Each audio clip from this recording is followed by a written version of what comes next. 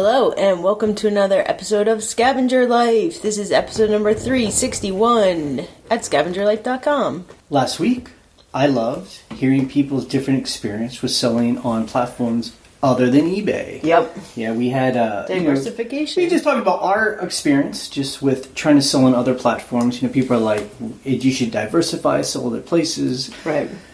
We were like, in our experience, it just has not done very well. I mean, we can sell a couple things here and there, but just for the amount of time to put into some place other than eBay has not been worth it for us. Right. We even tried to sell on Amazon pretty full on. For like a whole summer. We had over 1,000 items in we would mail stuff to the Amazon FBA. Yep. And that was probably the closest we got to ever finding another place that did well for us. And after, first it doing pretty good, where I think when 1 month we made about $1,200, then it was just only problems. Yeah, all problems.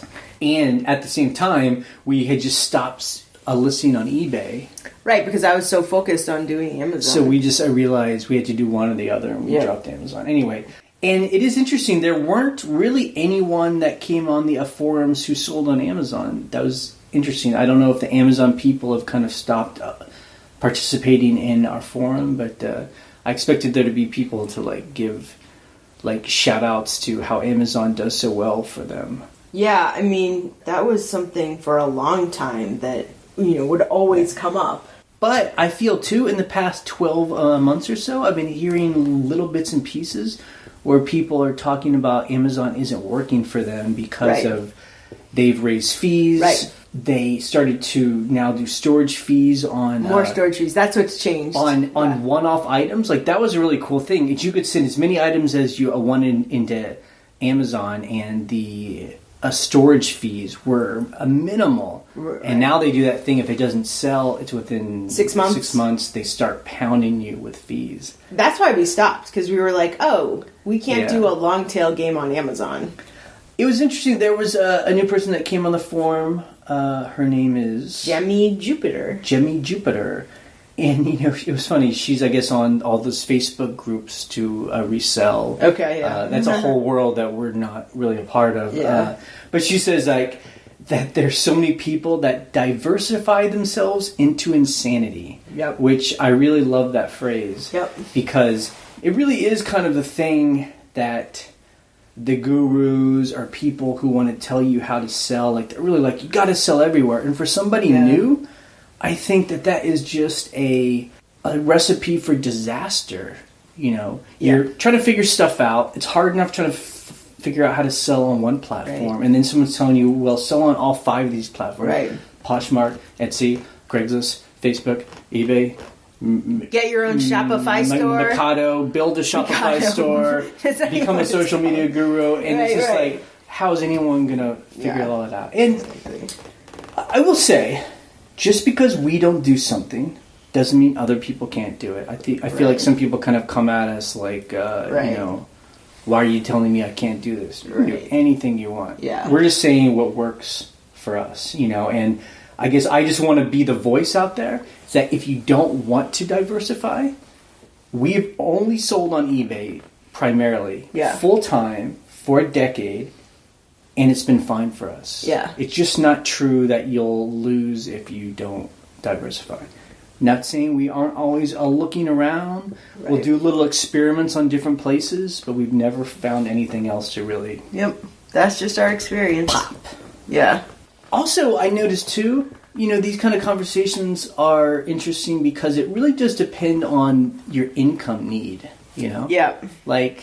We are not people that need to make, $20,000 a month to live our lives. We're really frugal. Yeah. We don't have a lot of debt, and so we don't need to make crap tons of money every month. So we can get the money we need out of one platform. Yeah. Other people, I think, they sound like they need a lot more money because they live in more expensive parts of the country. Right. Like if you live in an urban area and you got a big mortgage. Yeah. You got kids in college, you got expenses. Yeah. Then maybe that would be its motivation to go and master other platforms. Right. But we do diversify in terms of different businesses. That's what we do. I mean, we are talk about different platforms. I mean, we diversified over to Airbnb. So it's like a different online selling platform. Well, yeah, I mean, I guess I didn't even think about that when we were talking about diversifying, but I was like, actually, we do. You know, we realize for us that the diversifying away from selling things online, right, to a rental, right, which is kind of like selling things online, but it's real estate. Yeah. Number one, kept us safer because if, like, for some reason, not just eBay, it were to crash, but like all buying online were to, for some reason, crash, we had a whole other kind of a business. Yeah. And then also, we diversified in a way where, like, putting our money into something, another business other than selling online, just keeps, like, saves us from the burnout. Yep. Because if we're going to get burned out from selling on eBay, we'll get equally as burned out selling on any other platform too. Right. And that, I think, is my big concern. Not that people are going to stop buying things online, but that we're going to get tired of it. Right. So. I mean, there are times where I do get tired of it. And what I do, I mean, honestly, what I do is I just switch. I'm like, okay, I'm tired of doing this today. I have plenty of other stuff to do for my other businesses. Tired of selling on Of listing, eBay. Listing. And, I have 150 scheduled things I have to list right now. Yeah. So, I get behind because we do other work. And, sometimes you're like, I don't want to sit here. But then there are other days, a couple of days ago, I was like, I have all day to sit here and list. I listed like 75, 80 items. Right. So and it was fine. When did we buy that first house to rent? The first rental? 2011. So it's 2018. So 7 a year. So over that period of time, we took our eBay income. We invested in a rental. We got another one. We fixed them up. We're at a point now where we do not have to sell on eBay if we don't have to. We even had this conversation earlier this week. No, we did. Because sometimes, we get a little stressed out. Like, it gets tiring just juggling everything sometimes. And sometimes you're like, I don't want to have to think about this. But at the same time, we have such a good process down right now for us and our helpers that it's like, why not keep going? So because we don't have to sell on eBay, does that give you a little bit of an out? Because you're like, okay, I'm doing this because I want to, because it makes sense, not because I have to. Like, an out in what respect? Well, I mean, like I don't have to do this this week. Yeah. Like, does that bring some of the stress off of you? Yeah, it does. It does help. Yes, it totally does help. But at the same time, my problem and your problem and our problem together is we are very ambitious individuals, and we're like, yeah, but if I do keep working on this as hard as I have been, I can buy another property and fix it up and have this other cool business. So you're not like, and probably eventually I'm going to be like, okay, I really don't want to do this because I don't want to have to ship a broken 30-pound sewing machine at 9, before 9 a.m., whatever. Right. But so unless we can hire somebody. Unless we can hire someone to do that for us. Yeah. So it's for us. It does help. When we talk about diversification, it's diversifying from selling online, period. So, right. Because again, that's the danger. For me, it's the danger of burnout. Burnout. Right. And so if we wanted to stop selling online, it's not like we would want to stop selling eBay. We would want to stop selling anywhere that we were selling. And so that's why, I'm always like, I want to hear the person that invests their money in a food truck. Like, you better get a food truck. Diversifying into other kinds of businesses, like that's the thing. Yeah, absolutely, and be able to do both if that's possible. It was interesting. There was a guy in the forum from Franklin, Indiana. Mm-hmm. He came on and he introduced himself, and he said this: he's been selling since 2002, so longer than a lot of us. Yeah, and that's full time. That's not like, I opened up an account in 1998, so I've been online for 25 years. No. Yeah. This guy sounded like he was for real. He's built an eBay and an Amazon business up to he grossed $2 million. Now that's gross. Let's just point that out. So if you see a lot of those people like on YouTube, they show their Amazon screenshot where it shows how much stuff that they sold. He sounds like it's one of those guys, and he sits on both platforms. He says that he primarily seems to he'll buy like a truckload of stuff from like a retail store that's, I guess, getting rid of stuff. Right. So like a liquidation. A liquidator, yeah. And then and so he's got 10 employees in a warehouse, and I guess they're bagging stuff up and sending it to Amazon. Yeah. He says that him and his wife both work, it's 50 to 60 hours a week. Wow. Managing people, buying. Yep. But $2 million gross. Yeah. That's the question everyone asks is, well, how much does he actually net? And he was honest. He says, I net about $150,000 a year. Which is kind of amazing. Which is, I really thank him for his honesty. That's a nothing to sneeze at. Yeah. Why would anyone sneeze at that? Don't sneeze at it. $150,000, not bad. But that is interesting to hear that a number. You gross $2 million, but after all is said and done, it's less than $150,000 or whatever. Yeah, and I think it's many of us that just sell on eBay. With sizable stores. I mean, that kind of a number is not out of reach. Yeah, like just doing it the way that we do it. Right. So the whole point of him coming to us was like, I'm glad I found you guys. I'm glad this community, because he says like he wants to get back to what he loved, and that was like going to a flea market, right? Finding cool stuff, buying small box of items of cool gewgaws, and selling them on eBay for like big profit. Right, buying for $1, sell for $30. It sounds like he's got that burnout problem where he's like, I built this warehouse empire, and now I'm like exhausted. So to me, those are the stories I identify with, because anytime I think about I want to build this empire, because if I can make X amount of dollars with this, what if I got bigger? It would just exponentially grow. But then I think I hear this, but then you just start juggling too many little tasks. Right. Even if you hire people to do all the work, there's still the job of managing those people. Yeah. I mean, the dream of like, if you can just hire people, tell them what to do, and then they just do everything for you perfectly, just seems like a fantasy. Yeah.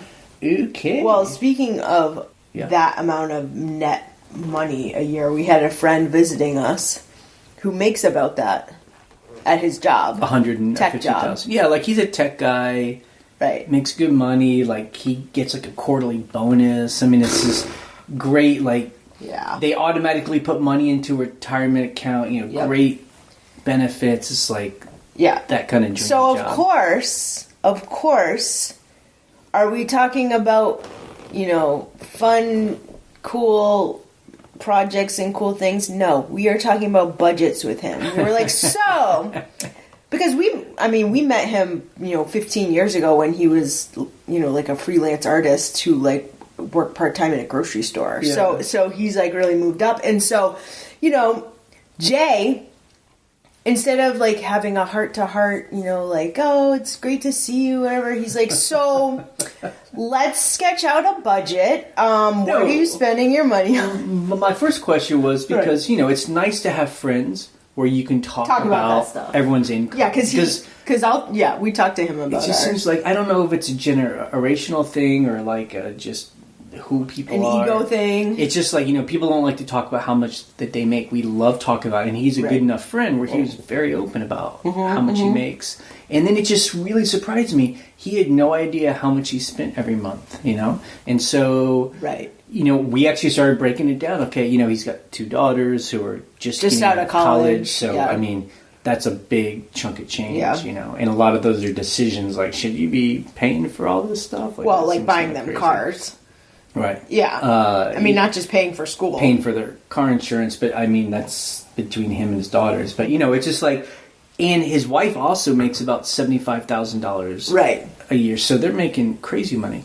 A lot of it gets paid for in taxes, Sure. So a lot of that is is taxes. But anyway, it was just, and so they're making all this, it's money. He says his credit cards are pretty high. Like they carry a lot of debt. I'm like, how are you carrying debt with getting paid that much? You know, but he's like a guy who it's like we said, he was basically poor. You know, he was like we were like poor artists. I'm making a lot of money, $35,000 a year. Yeah, you're scraping it together at the best. You know, now he like rents a car, so he's got every 2 years he will get a lease on like a brand new cool car. Right. He's paying $550 a month. When he told us that, we were like, what are you doing? Why are we bringing this up? I guess it's just interesting to be able, you know, I mean, it kind of gets into diversification. Right. It's cool to talk about how to make more money in different places, but it should always come back to how to spend less money. What your burn rate is. How to spend less money. For us, it's just like we love to get into what the burn rate is and how to control your costs and know where every dollar that you make goes and try and get as much of your money into, you know, assets or into savings or into other businesses that make you you know, cash. Well, it's just then you don't have to worry about making, you know, like his thinking was, well, you know, my goal is to keep moving up in the company, so I start making more, which is fine. I was trying to tell him it doesn't matter how much you're making if you're spending it all. You're still going to be broke, you know. Like if you're making, so this was something we were talking about just about whoever. You know, if you're making more, you're going to act like that's how much you make, so you're going to spend that much. You're going to get an even fancier car. Right. You're going to get an even fancier house. Right. You're going to buy your kids an apartment. You know, like, so, and people do those things. You can do those things. But if you actually are not paying attention to how much you're spending, you could be overspending. So we asked him, because he's in his 50s, and we were like, so what about retirement? Like, have you know, that's coming up pretty soon when you have the ability to retire if you want. And he didn't like hearing that. And he was like, I literally have not thought of that at all. Because I think he thinks he's still 30 years old. Right. Which he's a young guy in his mind. So he's like super athletic and like whatever. So he's not like an old man. But you're like, dude, that's not that far off. That's like 10 years from now. Well, just to kind of wrap this story up, I mean, a nice thing was, you know, I took him to the train station and he took a train back up to it's New York where he was heading to, and he sent me some texts. This is great. And he's like, you know what? I don't have a budget. And he's like, I'm making a budget right now. That was so great. He's like, if I can save, you know, $70,000 a year for 10 years and invest it, you know, I'll have $1.6 million after interest, or, you know, I'm like, he's such a smart guy. If he can just put his mind to thinking like that, I think the big issue he has is he needs to have that conversation. It's with his wife, because again, they need to be on the same page. It needs to be like both people are in on the same, you know. They need to be on the same page, and that is what is important. I think for me, I never like had a budget. This is how I do it, right? I never had a budget because I just never spent money. Yeah.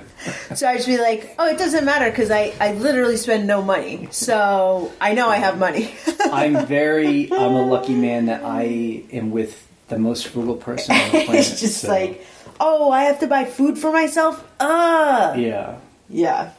So eBay, that's what we're here to talk about. Our eBay week was like this. It was, again, another soft/slow week. Just, you know, was definitely, it's not the holidays. It's just what it is. We were definitely selling more a year ago. Yeah.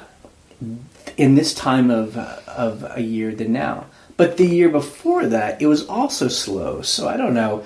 These are always those dangerous times when things get slow and people start freaking out. They're like, I'm calling eBay to make sure my store works. Like someone actually said that. Yeah. They were like, I just wanted to make sure my store was on. Yeah. I don't think we're alone. Other people seem to be doing well. I don't know. For us, again, it's just like it's like a train. The train is moving. We're on it, and we keep doing what we have to keep that train going. Exactly. So, And this week we were working with a client on some video work who is actually here in our little town. We're working with her in person. Right. So which is kind of fun, but yeah, and I did actually have some time this week to list.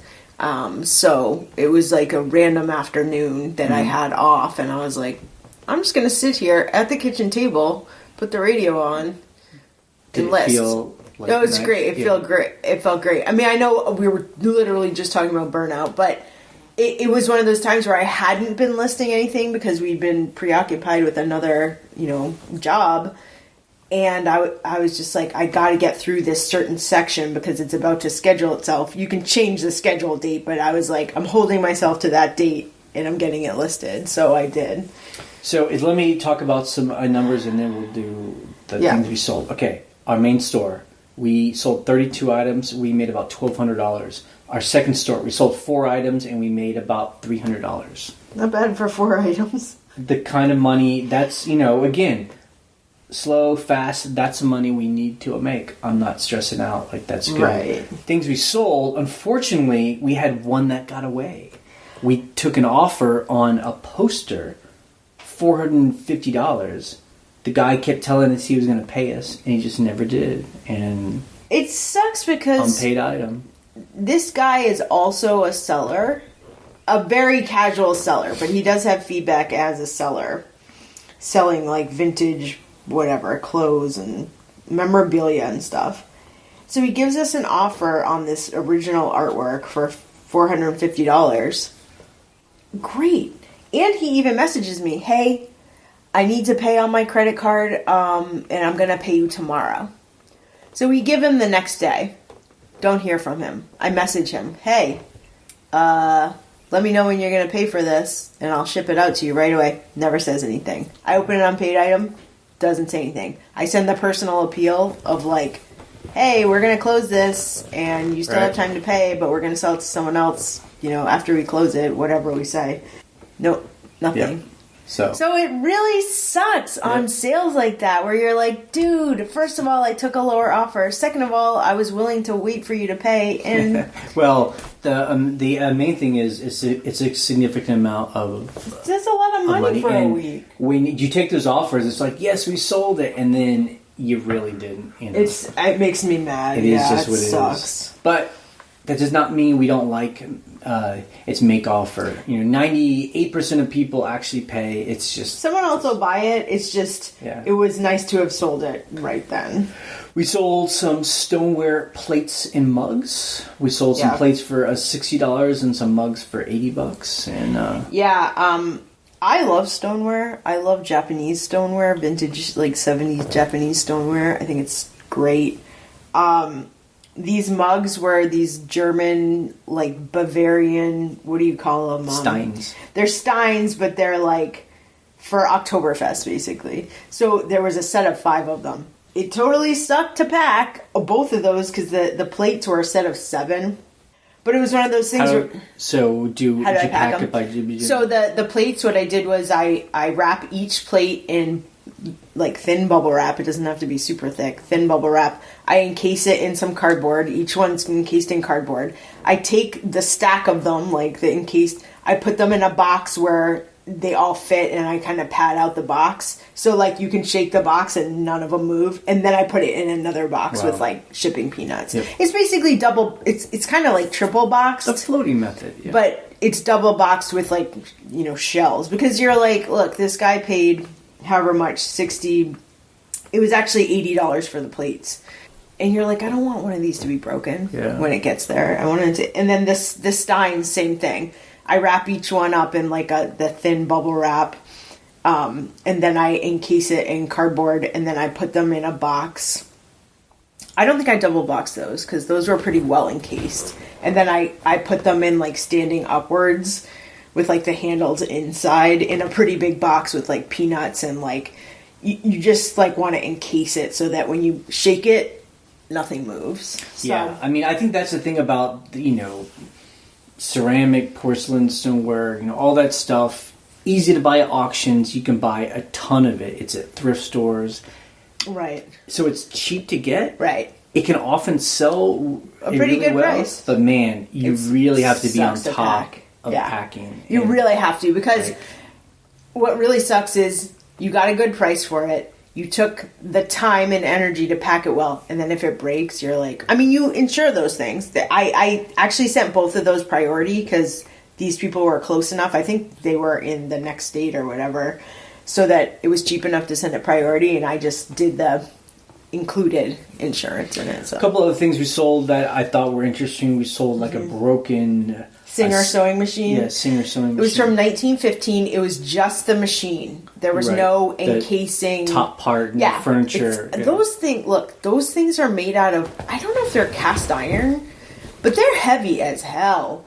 That thing by itself weighed almost 30 pounds. I mean, it sucks because you had to leave early that morning, and I was like, oh, Jay's gone. I got to haul this thing up from the back building up to my office, pack it, and then bring it down the stairs. It was like pouring rain. It wasn't a big deal, but you're the best. So this broken sewing machine sold for $69, and we totally said that. We're like, it's broken. It's for decoration. 4 parts, right? Parts decoration. I still wonder like why someone would buy it. I think it's for decor. Yeah. Because look, I've been watching the Great Interior Design Challenge, that show.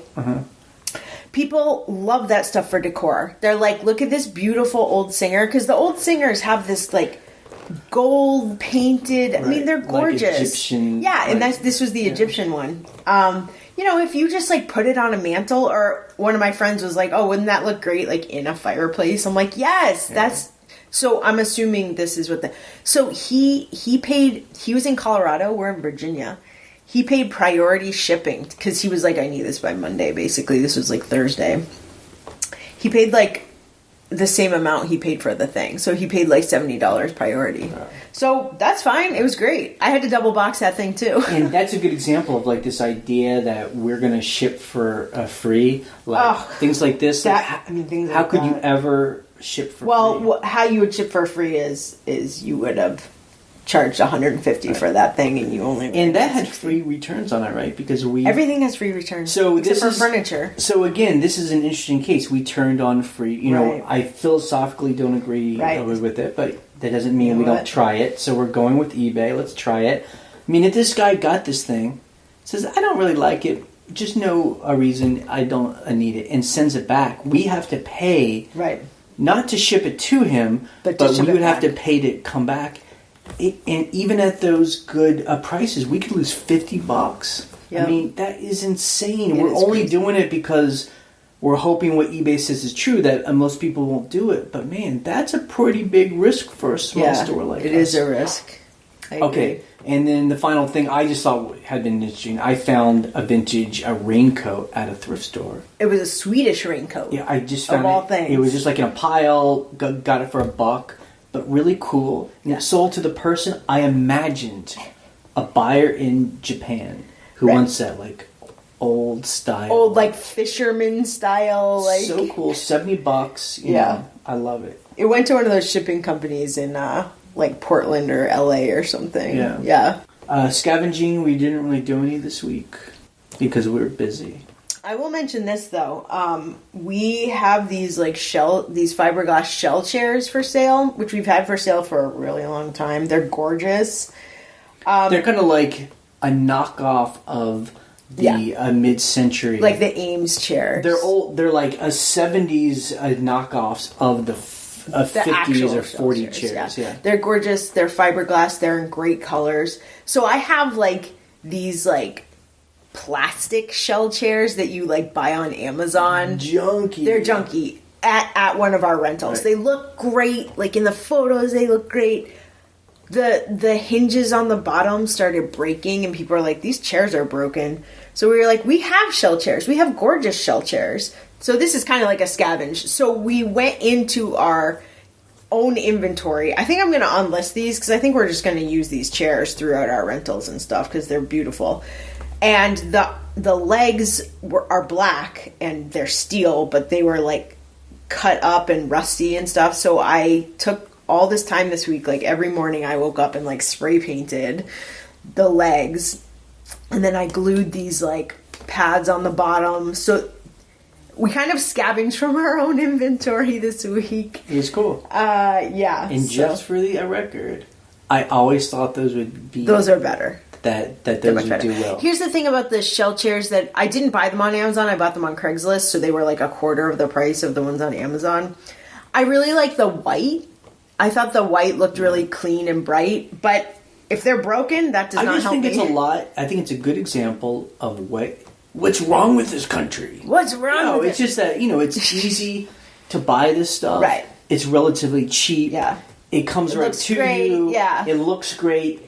It's made out of crap. Right. It's made... Will it last? It's made oftentimes in China, and it looks great for a year. I mean, those chairs didn't even last a year. Right. Those chairs lasted 6 months, and you're like, okay, I can't have this in a high turnover rental. So what I think I'm gonna again. God damn it. What I think about these white chairs is what I might do is I might part them out because the plastic shell is fine. Mm-hmm. Would someone buy a part? I don't know. With the legs? Yeah, if you took the legs apart. Okay. I think we just sell them on Craigslist. For cheap. Okay. Because they still kind of work, and if someone wants to fool with them, we tell people what's going on, and people can figure it out. That's a good point. That's just my Moving on. Customer issues. We had none. It's this week. I will say we did have free returns turned on. Yep. So it's been, 2 weeks now? A week? 2 weeks, yeah. We have not had... So anything someone has bought in the past couple of weeks, they could have sent back. Right. I will say... So far, it's my fear has not come through. We haven't had a single person just say, I'm sending it back for free. So that's nice. So, obviously, we had an unpaid item for a very high price. Right. That sucked. But we talked about this guy who bought, an Armani wool suit jacket a couple weeks ago. And he was like, this isn't the right size. I'm going to do a chargeback. I want my money back. He said, this is a kid's jacket. Right, basically. It was a man's size. It wasn't. Right? Yeah, it was like a 44 chest. And he threatened to leave us a negative feedback and to do a PayPal chargeback. And we were like, and you were great. You were like, we can't do anything until you send the jacket back. Right. And he left us positive feedback. Yep. So weird. Right. And so, although the positive feedback is more worn than the photos. Right. So our theory was, our hypothesis is it's the kind of buyer that knows that if they get really aggressive, that there's a lot of people on eBay who will just be like, well, here's a refund, or here's all of get your money back, and how we deal with that is, oh, you don't like it, just send it back. Yeah, and I think that there were some people on the forum that were confused, like I said, that we don't always respond to people on eBay, and I want to be clear. So if someone asks us a specific question that's a logical and needs an answer, we give it to them. But we can't be the only ones. We'll have eBay buyers or people that want to buy that send these messages where there's nothing being asked. Right. It's just they're just it's just some long comment, Yeah. And for us, especially when someone buys an item and they want to return it, I'll always say, send it back. But, this guy was just this is a kid's jacket. I'm so angry, It's Well, it's tough because you're am I going to get into a back and forth argument with this guy? No. But, eventually we were okay, just send it back. Because that's really the answer, is just send it back. And it should be clear, too, because on every listing we have, we do 30-day returns. Hassle-free returns that now we pay for. No questions asked. And it's been like that for years. So I simply disagree with some of the other people that sell on eBay where they're willing to get into long back and forth conversations for us. If you're unhappy, send it back. Well, I think the other thing too that I actually love about eBay is hassle-free returns. So if you're a buyer, and I am a buyer, I buy a lot of stuff on eBay. If I'm unhappy with something or I have an issue or they only sent me 4 when I ordered 8, I go in and I message them, and if I'm not hearing from them, I will open a case. Hey, I need the rest of these, or I need to return these because it's not a full set. And you go through the process. It's like with Amazon. If you want to start a return, you just... Yeah. Like you're not like having conversation. Right. It's like on Amazon, when do you get into conversations with the person that sold you the item? If you don't like it, you just send it back, and it's the same way. And I think it's that it is honestly the old school thinking of this guy who thought he could just like send a really pissed email and we would like give him all his money back, and we're like, no, that's not the system anymore. Right. eBay made the system to be like, you're unhappy. Send it back. Right. We will refund you. We actually pay for the shipping now. A couple things we learned in the forum, besides the thing we've talked about. It was interesting, and I love these kind of stories. Yeah. A couple people have either bought a house or are going to build a house. Yes. And these are people that sell on eBay, and it sounds like eBay is a big part of that kind of its process. And that's the two people are Doubly Thumbs. He actually, when he sent a picture of him and his wife, like they bought a house at auction, which is awesome. Right. He said he actually has a full-time job other than eBay. So I actually didn't realize that. I'm like, man, your numbers reflect like that you do this full-time. Yeah, he's got like full-time numbers, even though he does it. And then Rihanna and her husband, they said they're going to buy a piece of land. We interviewed them before. And build their own house. Yep. Yeah. Yep. Which I think is very cool. It's very cool. It's cool. And she does eBay full time. She used to have a job and do eBay part time, and she was like, I'm done with my job. And our question is always like, if you're buying or building a house, like how are you building your storage? Like that has to be... it has to be built in. Forget about the kids' rooms. Talk about your kids are grown. They don't need rooms. Where your business is going. Yep. Agreed. And then I'm just going to mention this real quick. Someone, I guess, called into eBay a radio. Right. With Griff and Lee. Yeah. And, the person, it was actually Paul on the forum, said that we had said that eBay had changed their return policy. And Griff just basically said the return policy has not changed on eBay. And so all we can say is that hasn't been our experience. Right. There's obviously free, it returns has changed, but our thing is we love to hear other people's experience with disputing items not as described cases. INAD cases. Because before you could call eBay and eBay would see the reason why it got sent back. And if it was something like, I didn't like the color. INAD. Yeah. eBay would be like, that's buyer's remorse. You don't have to refund the full shipping back and forth. In our experience, eBay is now telling us we don't get involved and you just have to refund. I mean, I called twice and got that answer. So maybe we just got bad reps. Maybe it hasn't changed. I don't know. Griff says it hasn't. So please, if you have in the past week or two called about an INAD case, that is unfair, we would love to hear if they have changed that or if they help you out. Yeah. Because I philosophically disagree that we should pay for a shipping just because someone changed their mind. It just doesn't make sense. It's just not smart for a business. Especially for a small business. And if eBay were to expect that, then I would expect eBay to absorb some of that pain. Right. And that's my thing with Griff. I mean, I think he's a good guy. He's funny. He's not actually selling full time. He was employee number 6 of eBay. Yeah. If he was smart or if he did what other people did, he got a lot of stock. He's probably doing very well for himself. I know he sells, but he sells like a hobby. Those of us out here in the weeds, we're doing this for a living, and we just can't eat huge costs. I mean, the other thing too is, to be honest, he sells and he's a representative of eBay. So of course he's always said, I sell, men's, tropical shirts, and I always do free shipping and I always do free returns. And you're like, that's great, employee number 6 of eBay. Yeah. I mean, look, I mean, well, it's like you said with the sewing machine. Yeah. That's a perfect example. If this guy's like, I just didn't like it. Right. Okay, you guys are paying $50 priority mail to send it back. So his argument is most people will not send it back. Your return costs are not going to be big. And you know what?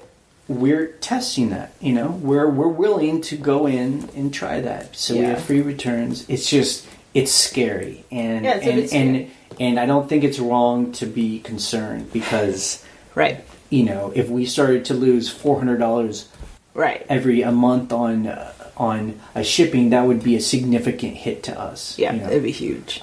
Okay, what did we... Jay, I swear, Jay thinks this is the funniest segment, and it's like... It's just funny, like we're going to... we just talked about all this, and now it's like... What did we cook this week? Okay, so we have friends visiting. I'm going first, since you're weird. We have friends visiting, and they eat starchy, potato-y things, which generally we don't eat, because we try to be ketogenic. But it's good. But we made these... First, Jay made these gorgeous, like, garlic mashed potatoes, and then making them into leftover, like, fried potato patties. That's what I tried. I actually failed at making those. I had to have you fix them. Also, I marinated a bunch of drumsticks, so we basically broke out our grill for the first time. Our first time all year? Yep. Or all season? Craigslist. Yep. And grilled a bunch of stuff, grilled up some asparagus, and eggplant. We joined a local CSA. Yes, which stands for Community Supported Agriculture. Like a small farm over the mountain. And if you just Google it, you can put in your zip code, and they will, some site will connect you to like a local farm, and you just pay in a monthly fee, and you go and pick up a bag of fresh vegetables of whatever happens to be, So this week we got a huge bag of asparagus, some strawberries, cucumber, a bunch of lettuce greens. Yep. It's definitely, it is, as a scavenger, it's tough. Like, I really went back and forth, like, should we do it? Because it's more expensive than buying at Walmart, just fresh vegetables. But, number one is, it's probably better quality. Right. It's local, so I feel like I'm helping a local farm. Yeah. And number three, it kind of like, as the year goes on, they show you the kind of things that will be coming out. It's different every week. Yeah. And I think we'll get stuff that we wouldn't get at a Walmart. Right. If you buy at Whole Foods... It's way cheaper than that, I would think. It's definitely, if not cheaper, the same price. But yeah. Well, and the other thing is you're trying to support a local business, a local, like, family farm. Yeah. That's what did it for me, really, was like, I want someone to pick food, because we've been a part of a CSA before, right. And it was great, because it was like, oh, I never would have thought to buy this, but they gave it to me. And I think I like, because, we can buy a bunch of vegetables at Walmart. Honestly, we don't always. Like, I just stick to the same vegetables every time. Cabbage, kale, onions, some avocado. It's just like the same thing. I don't really jump out of like my comfort zone. And this is nice because you go and they just give you a bag, and it's like a grab bag, and you're like, what should I do with this? Because we cook every single meal, basically. I'm like, okay, it challenges me. I have to use this. Yeah. Like, I would never buy asparagus. I would never either at Walmart. I'm really lazy because I'm just like, I don't want to eat that. It's like too much. I don't do that. It was delicious. We grilled it. We're going to eat some right after this. We're going to heat some up. Yep. That was good. I like the grill. The grill makes it easy. Like, we went to Costco and I bought like a bunch of drumsticks because I really like drumsticks. And I just did olive oil, salt and pepper, a little bit of paprika, let it sit for a couple hours, and then we threw it on the grill, and it was great. Cheap. It was cheap, and it was cheap, and delicious, and we'll eat it all week. Exactly. Okay, our coming week, we're still working with our friend on her video stuff. She leaves Wednesday. Right. Our helpers have been taking photos of everything. Yep. And we noticed that our inventory, our unlisted, is getting really small. So we need to actually go to another auction soon. Yeah, we do. And that will keep us, we'll bring home a truckload of stuff. Yeah. And that will keep us with plenty of stuff to do for about another month or so. Right. I mean, I don't know how people go to auctions multiple times every week. Like, we just need to go... They don't buy as much, I guess. Some of them do. Once a month, because, we're buying tables of stuff. Like, that's... Yeah. Okay, let's answer the questions that people called in with. Okay, you can always call our voicemail line, and the phone number is 540-407-8486. Hey, Jay and Ryan. This is Tom from Trunk Full of Junk. I was listening to your pod about looking for a third-party listing service. I use InkFrog. It is all in the cloud. It downloads all your eBay auctions, and including pictures, it saves them all for you. And I can also set up user accounts for my employees to for me, or create templates even. They don't have the ability to list if I don't want them to. They can't see any of my numbers. They can't see anything except what I specifically allow them to see. So I highly suggest Ink Frog for what you guys do. They can work from their house. They can work at their own pace. And they don't have access to your whole store. So check it out. Okay, I love this. Right. This guy might have changed our business because we have been looking for ways to let some of our helpers work from home, right, without having to log into our eBay account, because that's what they do right now. They come to our house, we give them a laptop, and we just log them to our eBay account. Yep. So, people saying 6-bit, Wonder, a lister, and I've been going back and forth with their tech people, and you can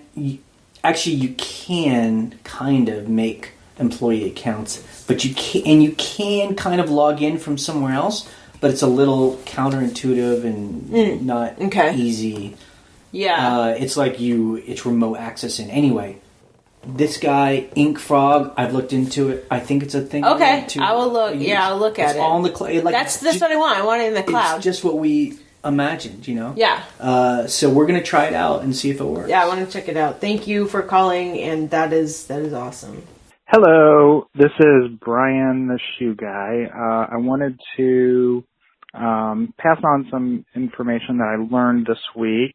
I actually heard a couple of different things, and I'm not sure what's true, but I'll tell you what I learned. I have over 1,000 listings, most of which are shoes and boots. And a lot of the boots, the large priority mail box is too big, so I use either one of the regional boxes, the regional box B, or the flat rate box, which just seems to fit better without having to cut it down. But I use priority rate shipping because it's cheaper than the flat rate. And I've never had a problem with it. I typically take the priority mail stickers that you get for free and I cover up where it says flat rate box. I've done this for years, never had a problem. Just last week, I got hit with an upcharge for a flat rate box. So I talked to my post office. They said, "Oh, you shouldn't have gotten charged for that. It's okay to use a priority mail label on a flat rate box." They said, "Call the customer service."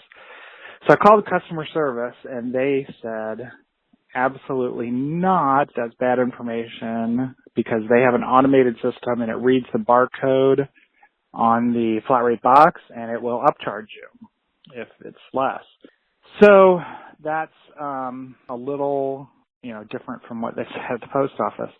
Funny is I've been doing this for years and I've never had a problem with it. So I don't know if this is a fluke, if they just turned the machine on or what. But what the woman, the agent told me at the post office on the phone was to cover up the barcodes. So what I'm going to do from now on and try this is instead of covering up the words flat rate box, which I thought was the important part, I'm going to cover up the barcodes. Just wanted to pass that along and wondered if you had any, or anyone else had any similar experiences. Okay, love the show. Thanks, bye. Okay, from what I understand, the customer service place that you called at USPS is correct. You cannot use, let's say, a medium flat rate box, cover up the labels, and get charged, hey, it's only £1. It's going to the next state over. I want to use that rate, but I want to use a medium flat rate box. No, you can't do that. Like they said, the medium flat rate has a barcode on it on the bottom that it'll get read. Like you're saying, you could cover up that barcode, but, the person who's delivering it or the, receiving post office is going to recognize that box and they'll probably upcharge you there if a machine doesn't read it. So look, you're not supposed to use it like that. It would be like, here's the same thing and not with boxes.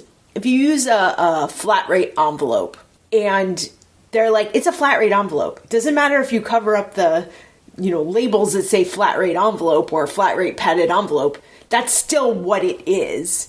So that's the price you're supposed to pay. It doesn't matter if you cover up the labeling. That's always been the rules. I don't know why someone at the post office would say that. They're just, misinformed. Okay, that's it. That's it for the podcast. You can check out the blog at scavengerlife.com for the links we discuss and to join the conversation on the forum. Again, you can call and leave a question or a comment on our voicemail line. The phone number again is 540-407-8486. We post an episode every Monday morning. On Wednesday, we post a What Sells video, currently being brought to you by Steven Schultz.